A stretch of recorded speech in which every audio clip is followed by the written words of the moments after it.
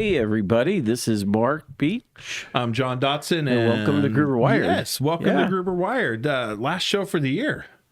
Wow. Yeah, what a year it's been. Last year we didn't do we did a Christmas show and we didn't do a year-end show last year. No, I don't believe so. No. So, wow, it's been crazy. This year's gone by fast. I don't know about you, but for me, it's just been speeding up. Yeah, it's going quick, with 5 grandkids now instead of 2. Wow. It's been growing. Your family's growing. That's congratulations. Yeah, Totally thank cool. you. Yeah. Since we started the podcast, right? 3 more. So it's been good. Yeah. So next year, what? 3 or 4 more? Gonna keep it's not adding, looking that growing? way. No, it's not looking that way.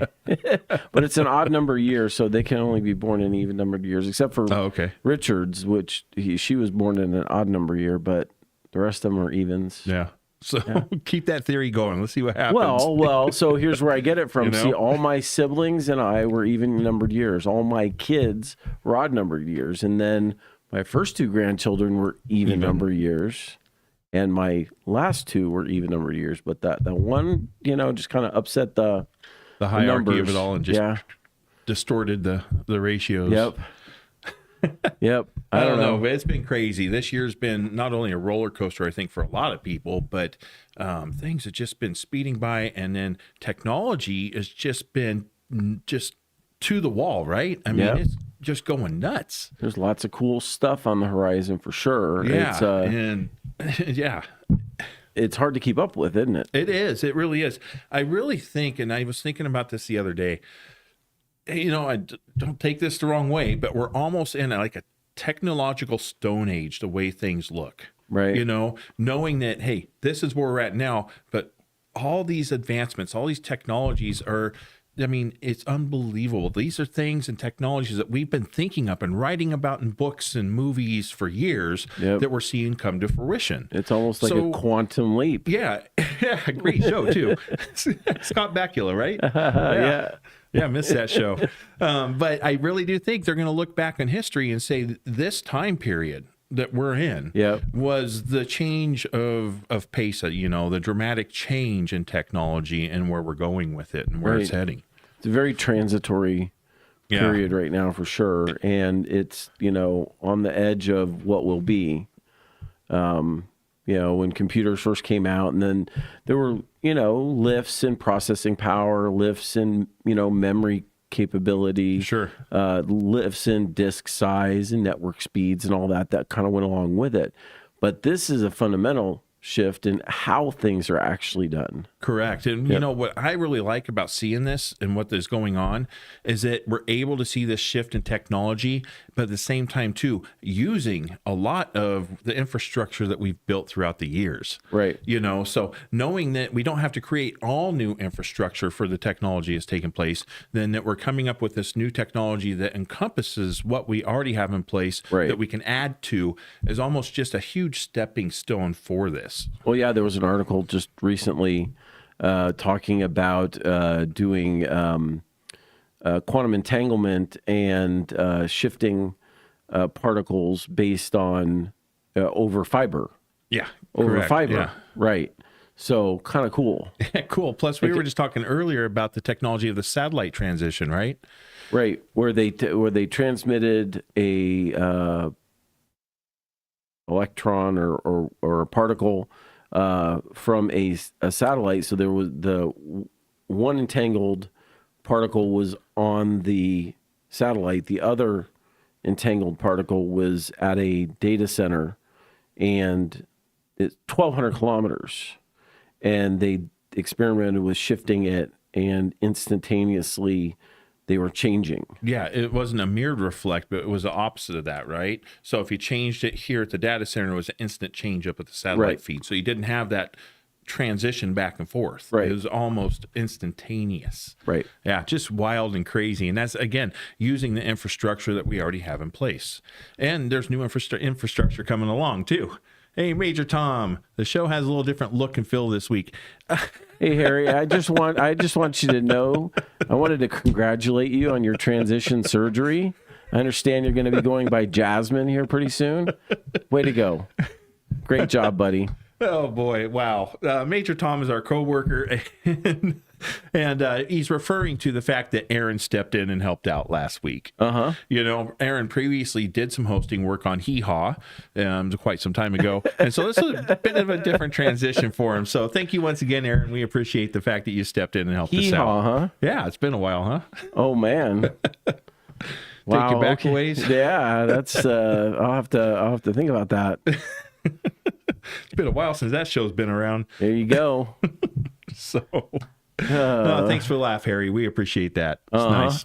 Yeah, this guy. Yeah, that's all right. So let's keep going. So yeah, we're going to take a look here at kind of in our field and industry, the year in review, some of the technological advances that's come along in data centers per se, and kind of take that angle, you know, and ending the year, right, and seeing just you know the cool stuff that has made changes and that we're looking forward to making changes with. Right, and some of this stuff we've talked about in previous podcasts, sure, over the course of the year, because they are stuff that's happening now.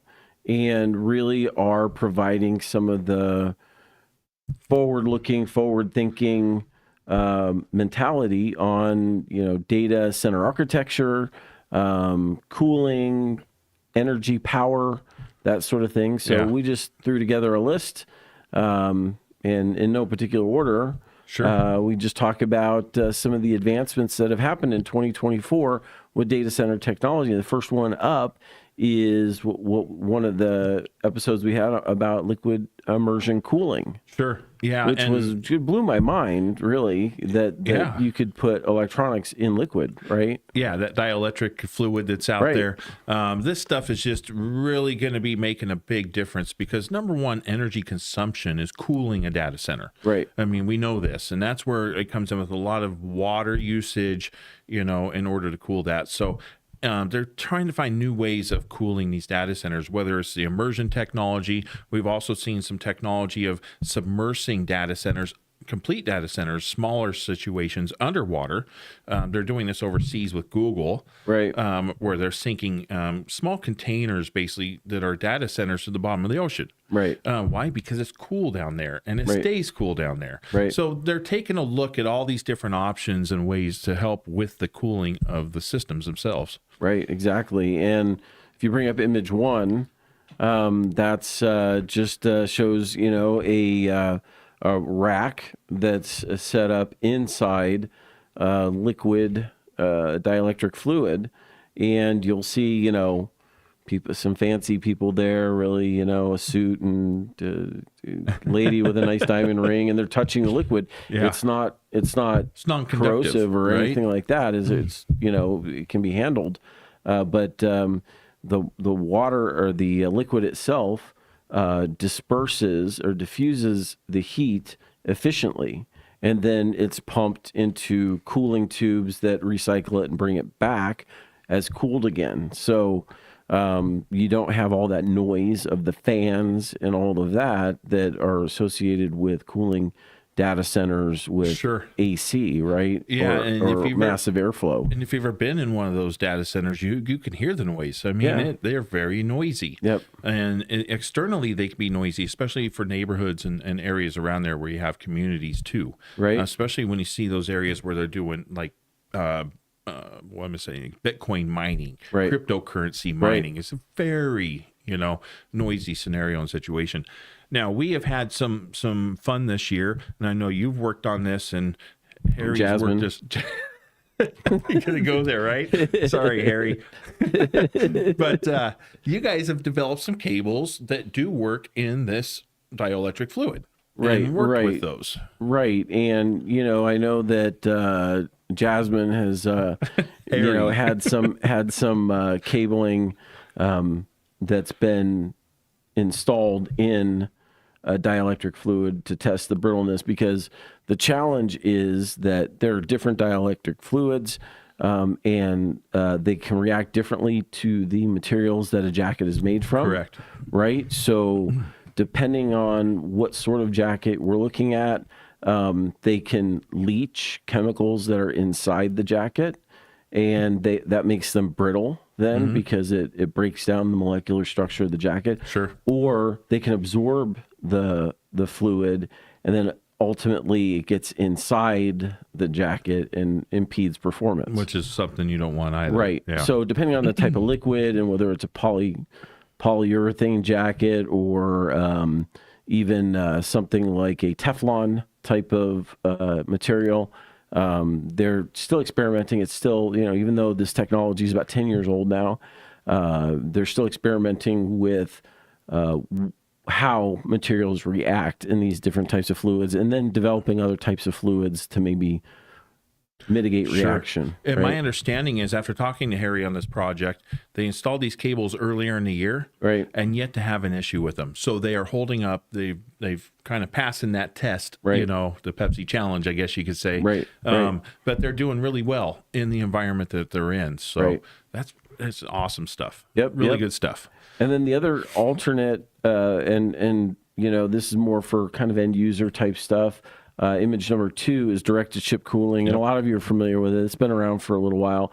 The technology is improving as well, but you can see here that you are simply applying a liquid transfer around the chip Correct. itself, or around the material that's in direct contact with the chip. So the heat transfers to the material that it's in contact with, and then inside that chamber is where the fluid circulates, goes in and out, and cools that surface that then is applied back to the chip. So it constantly pulls it away Gotcha. from the chip. And Yeah. this is refined to a specific target area.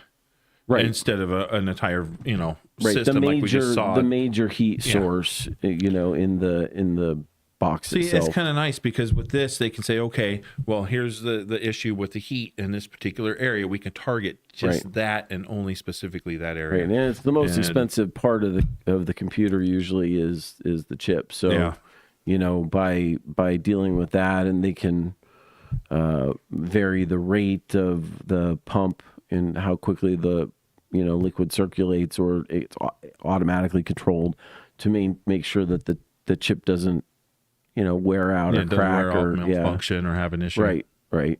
Yeah, good stuff. Yep. What you got next for us? Next is AI powered resource management.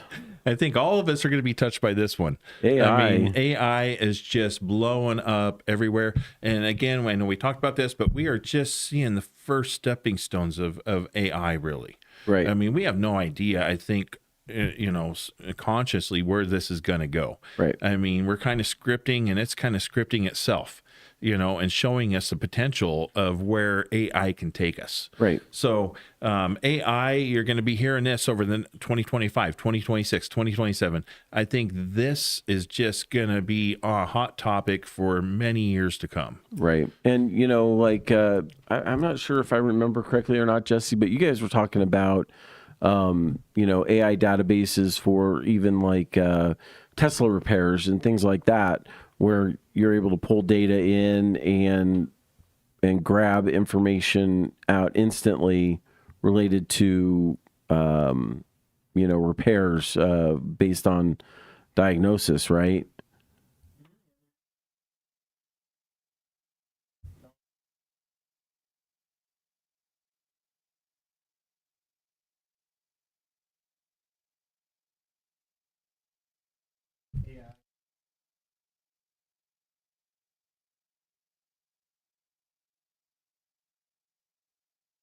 There you go. Yeah. See, we've implemented it into our own business practices, in this particular model.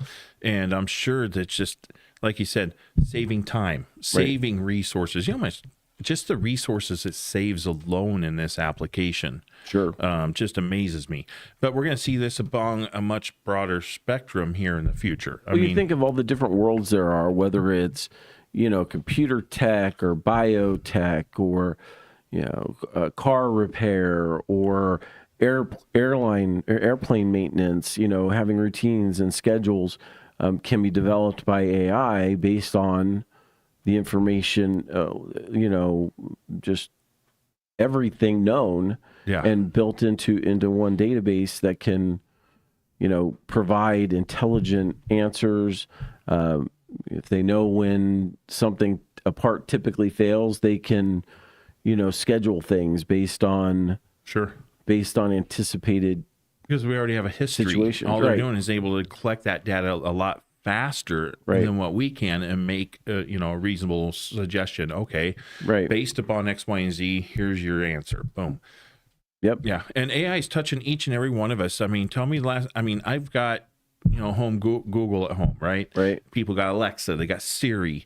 We're already using this in our everyday lives, and sometimes I don't think we realize it. We're Right. just like, hey Google, play X, Y, and Z. Well, it has to search through a database. It's using AI to go through that and Right. search that and come up with a song or show you want to see, and we use it every day on our phones. Show me one phone that doesn't have it. Right, right. Well, I can tell you that everybody out there knows it because you've been talking with a friend about something, and then all of a sudden you see an ad for it on your phone. Yeah. So Google's listening, Apple is listening, Amazon is listening. They're all listening. Yeah. I mean, that will be a debate that I'm sure comes up, amongst society in the future. Sure. To what extent are these programs allowed to listen? Right. But that's a different story down the road. But I'm sure that's a hurdle that we're going to have to overcome in the future. Exactly. Exactly. But AI is definitely affecting all of our lives at a scale right now, but it's going to grow beyond our own imaginations as to what it can do for us. And, forget the bad apples. You're always going to have those. Right. I'm talking about the positive things that are coming out of this. Right. Right. Yep. I mean, if we didn't do certain things because of the fear of bad actors, abusing something, we'd be in the Stone Age because everything can be abused. It's about, having reasonable measures to combat the problems and the bad actors. Well, when it comes to this, Jesse, you're beginning to make me a believer the more research I do on this, Flat Earth? Jesse's no, I'm just saying he's got this idea of this utopian world out there someday where AI is out there, AI is doing all the work, they're doing the jobs, we got robotics going on, and as a human being, an actual human species, we now take a different path because we don't have to go to work every day. We don't have to produce these things. Monetary systems will be gone. I could see that. Now, is it going to be in our lifetime? No. Is it going to eventually get there? I do think it will. Okay, I'll wait another few months and then until you change that opinion too. Right. Will it happen in our lifetime? Thank you, Yes. Jesse, because I was just going to point that out, but no need now. No, I think you're right, Jesse. You've talked about it, and the more research I do, I'm starting to be a believer of some of that. So It's accelerating very quickly. That's all that I know, and there is no wall. We're not hitting a wall on any of this technology. no, not in the foreseeable future either. Not quite yet. So So- one other thing that goes hand in glove with this is, of course, power consumption and need for efficient, more eco-friendly power solutions to be at scale. Sure. And of course, nuclear power is one of them. If you pull up image number 3, of wind and solar, wind, I'm just not a huge fan of it, but solar, the sun's always going to shine. Yeah.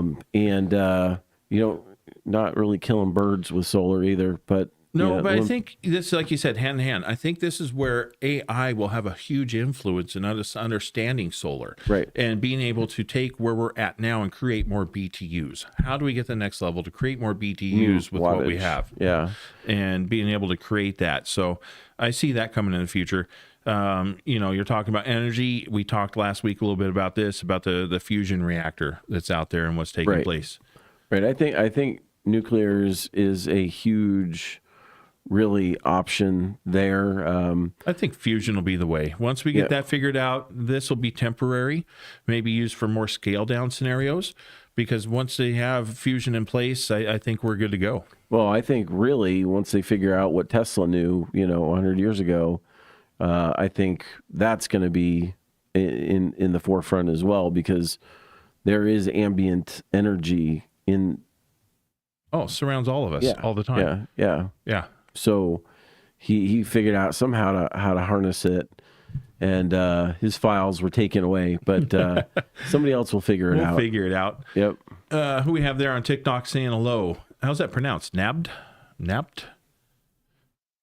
Anyway, hello. Yeah, I hope you're doing well out there today. Yes. Welcome. So, yeah. Good stuff there. And Renewable energy is going to be around. Yep. We're going to have it. Because it's the demand is there, especially for AI. It's a huge power consumer. So there's only really one direction to go, and that is more energy. Right? Yeah. Yep. Need more. What are you smirking for? He's smirking. Smirking. Yep. All right. So the next thing is something to bring up image 4 that we talked about in a previous episode. What's behind me here? Edge computing, Huh? right? What are you doing? What are you up to? Nothing. Got this guy going. Okay, John. Yes. So we talked about this in another episode, but edge computing simply. Oh, it's the edge that's cracking you up, isn't it? Yes, now okay. you got it. Okay, all right. So it's bring the data centers or the data resource closer to the end user. Correct. Right. So it's bringing the points, the pops, as close to the consumer as possible, so that there's less latency. And latency is simply a delay in the transmission. So there's a send and a receive back, right? Correct. And so when you send data, it takes however many milliseconds, because that's how it's counted, to reach and then to receive the response back. Yeah. Right. Yeah, and this technology is just growing still and continues to grow. Most noticeably, you probably see just out in society when you're just out and about. I mean, it's very noticeable even more today than it has been in the past. Next time you're out and you're just driving around, stop and look at the traffic signals and traffic lights. You're going to see all this technology out there just in the blink of an eye, for these different locations. So it's out there, and it's also in your home. It's in your hand once again. This is attached to everybody now. Right. So this is your key to go direct to the cloud services and data centers. And we use this technology every day. And your cars and your watches and, the myriad of devices that have come out and continue to be improved upon over time. So there have been great advances in 2024 on edge computing as the focus continues to drive stuff closer to the end user so that the delivery is quick. Yeah, it's there, and it just keeps getting quicker. I mean, and along with this comes, your next kind of subject was enhanced security measures, quantum encryption, and things of that nature coming into play and coming into effect. Right, quantum and quantum computing, or when we're talking about the data transmission through using entangled photons, right? That is unhackable. You can't. Because there's nothing really happening. You're changing a state here, you're changing a state here. There's nothing to interrupt. There's nothing to intercept, I should say. Correct. So we're getting there. Right. I mean, it's just a matter of time, but we will be there. Right. And part of that is I was reading earlier about changing from passwords to passkeys. Right. Getting away from the idea of having to use a password for all these different applications, right, and having a passkey code itself and singular versus multiple, right, on your devices. So they're making changes. Good stuff. They Good definitely are, and this is something that the next piece, which was image 5, is called zero trust architecture and zero trust security, which means that you just don't authenticate and then you're good, right? Correct. it constantly is requesting authentication every time data is transmitted, right? So it's constantly verifying who you are, and that's called zero trust security. So it keeps on re-identifying, re-authenticating. It doesn't mean you got to put your thumbprint in it for every data element. No, it just means that your device is re-authenticating, that it's still communicating with the same device that it authenticated with to begin with, so that it understands that is correct. And the minute that there's something wrong there or something pops and it breaks that connection, it'll let you know, hey, timeout. Right. Start over. Yeah, every single request goes through that authentication. Yeah. So I like the sound of it. Yeah, good stuff. Yep. Really good stuff. What do you got next on our list here?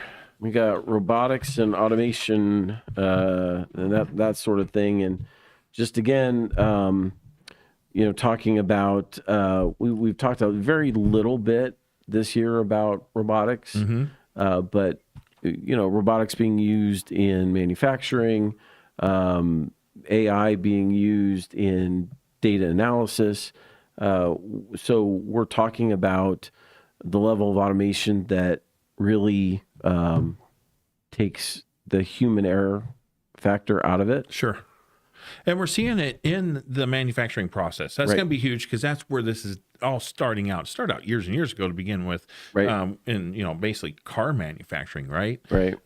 Is a good example of that. But now we're at the point in time where this automation that's being used, let's say, at these facilities, are now making its way to our homes. And we kind of seen the first kind of transition with that with the robot vacuums, right? I have one at my house. A Roomba. Yeah. Ours name is Greg. And Greg likes to go around and suck up all the dirt and filth on the floors at 9 o'clock every morning. Why Greg? I don't know. The wife picked out the name Greg for him. Okay. So his name is Greg. Okay. All right. But I was also reading an article that this year they're going to be releasing some robots for use in home. And the first two applications I was reading about, of all things, was a robot to make coffee in the morning. So you set it and it'll make your coffee so it's ready for you at a certain time, and pour it the whole bit. And then the second robot that I saw that was coming to market this particular coming year was one that would do laundry for you. So seeing that we're starting to make waves into taking away some of those household chores, right? The stuff that we really don't care to do at this point in time, right?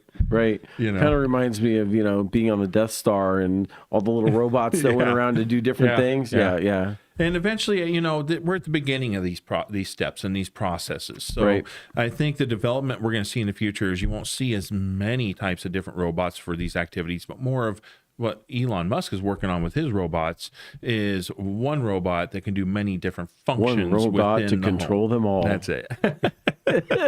Yeah, right. But that's going to be out there in the coming in the future. Great places, I think, for that type of technology, especially are in hazardous situations mostly. So hazardous manufacturing environments, military. I think totally military's appropriate. Huge on it right now. We're seeing a lot of that with drone technology. Well, those dogs that they've really perfected that technology. You've seen those things, man? They're crazy. Yeah.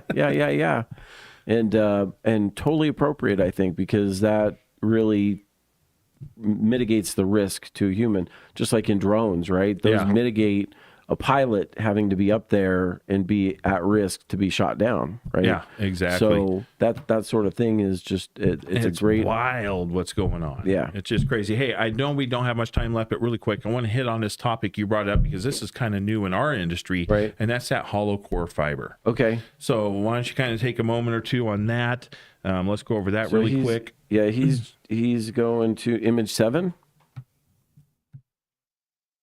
Right. So hollow core fiber, which we talked about a little bit before the show, is related to how the glass fiber is built with basically an air core. Yeah, it's a hollow air core, right, and within the fiber, right, and you would think that might not be as efficient because like with copper. If it's solid versus stranded, it has a better data transmission rate and all that.